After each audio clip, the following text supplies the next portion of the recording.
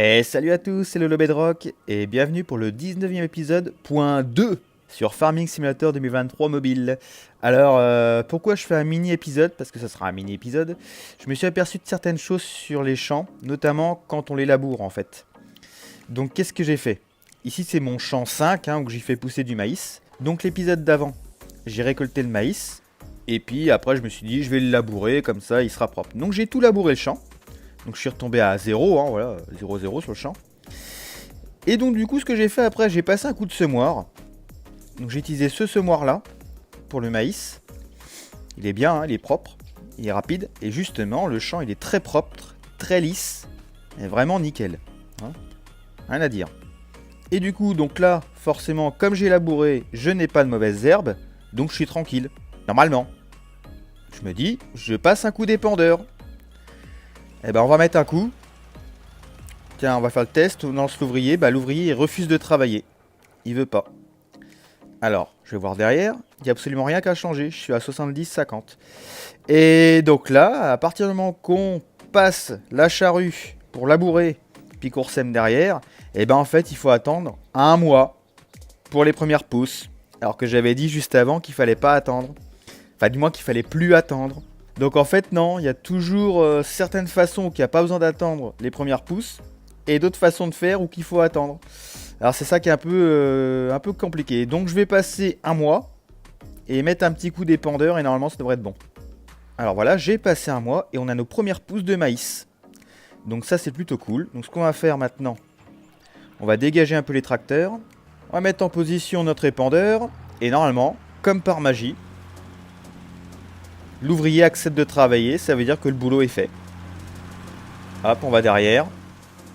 Et on est à 100 partout. Voilà. Donc là, si on passe la charrue et qu'on ressème derrière, alors peut-être ça dépend des semences. Mais bon, en l'occurrence, là pour le maïs, voilà, bah c'est comme ça qu'il faut faire.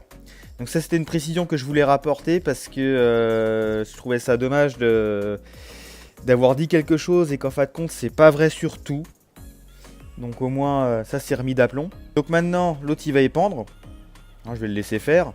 Ensuite de ça il va commencer à pousser un petit peu. Et je vais revenir chaque mois avant que la récolte soit prête. Comme ça on va pouvoir voir ce qu'on peut faire avec l'ensilage. Alors voilà, test concluant. Alors voyons voir. On est dans notre fameux champ de maïs. C'est bien marqué qu'il est en cours de croissance. Mais comme je l'avais expliqué, avec l'ensileuse on peut récupérer. Alors attention, il n'est pas prêt à récolter avec une moissonneuse. Mais là, il est toujours en cours de croissance. Donc quand il atteint un petit peu ce statut-là, on va dire, voilà, et ben on peut le récolter avec l'ensileuse. Donc ça donne un truc à peu près comme ça. Ça nous fait de la paille hachée. Hop. Et ça nous charge la remorque. Et logiquement, je dis bien logiquement, on aura un rendement qui est bien plus important en faisant de cette façon-là avec l'ensileuse, plutôt que si on attendait que le champ soit prêt à récolter. Donc on va se charger une remorque et on va aller vider ça à l'usine de biogaz pour voir ce que ça dit.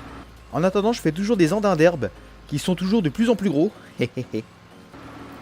Hop, bah notre petite ensileuse elle a fini de charger. On va aller directement à l'usine de biogaz. Alors, hop là, juste avant, la dernière remorque que j'avais fait, donc sur l'épisode d'avant, j'avais dû obtenir à peu près un peu plus de 3000 euros, un truc comme ça. Donc là, on va voir.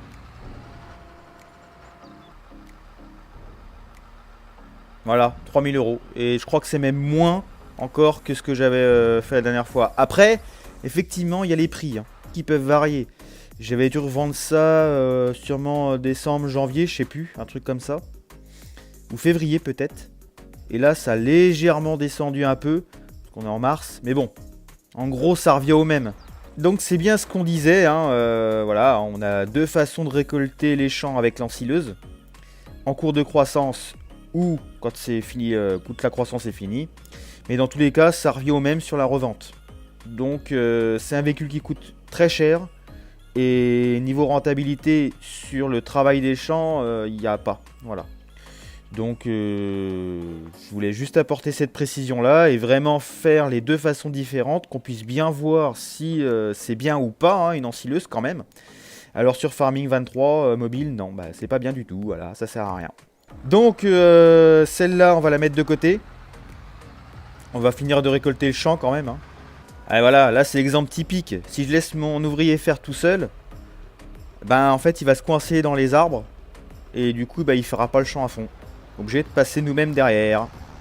C'est pour ça que les arbres je vais les virer. Alors bon on se retrouve ici. Mais cette fois-ci avec la moissonneuse. Parce qu'au moins je vais pouvoir récolter le maïs, le grain. Voilà, ça sera mieux. Parce que si je laisse l'ensileuse faire, bah j'en ai pour 3 plombes déjà. Et pour que ça soit un minimum rentable, à raison de 3000 € par remorque. Enfin c'est une petite remorque que j'ai, c'est pas une grosse non plus hein, pour l'ensileuse. Mais bon, à raison de 3-4 000 € par aller-retour on va dire. Merde.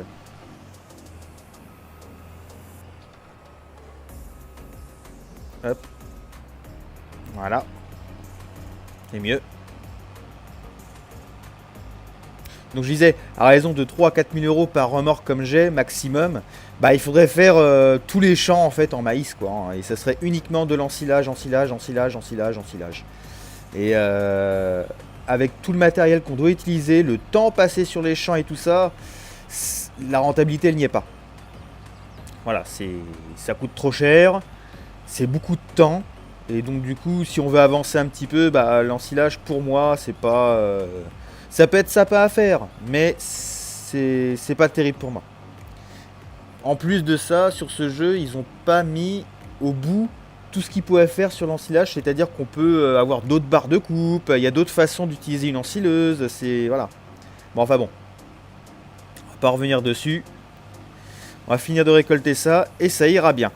Donc voilà pour ce mini épisode hein, qui fait suite à l'ensilage. Hein. On aura apporté la précision sur les champs là, pour le labour, pour l'épandage on va dire. Et puis bah, finaliser l'ensileuse quoi. Voilà, c'est... Donc par la suite de ça je vais la revendre. Alors entre temps j'ai reçu pas mal de commentaires aussi excellents, très excellents. Mais on va en parler pour l'épisode 20. Parce que c'est pour ça que je fais un petit épisode si vous préférez. C'est pour pas empiéter sur un épisode officiel, on va dire. Je fais des épisodes d'environ 20 minutes, à peu près. Ce qui est assez bien parce que après sinon c'est trop long à regarder, c'est chiant, on s'emmerde, voilà. Faut dire ce qui est aussi. Hein. Mais donc une vingtaine de minutes, c'est vraiment pas mal. Et en plus de ça, une vingtaine de minutes, c'est beaucoup de travail quand même. Hein, parce que rien que pour en faire un, je sais même pas combien de temps je passe dessus exactement. Mais entre le tournage, le montage, trouver des petites musiques sympathiques qui puissent passer. Bon, c'est tout un tas de bordel quoi. Donc c'est quand même assez long. Donc là, c'était juste pour apporter ces petites précisions là. Et bien écoutez, on se retrouve pour l'épisode 20 et je vous dis ciao ciao les cultos.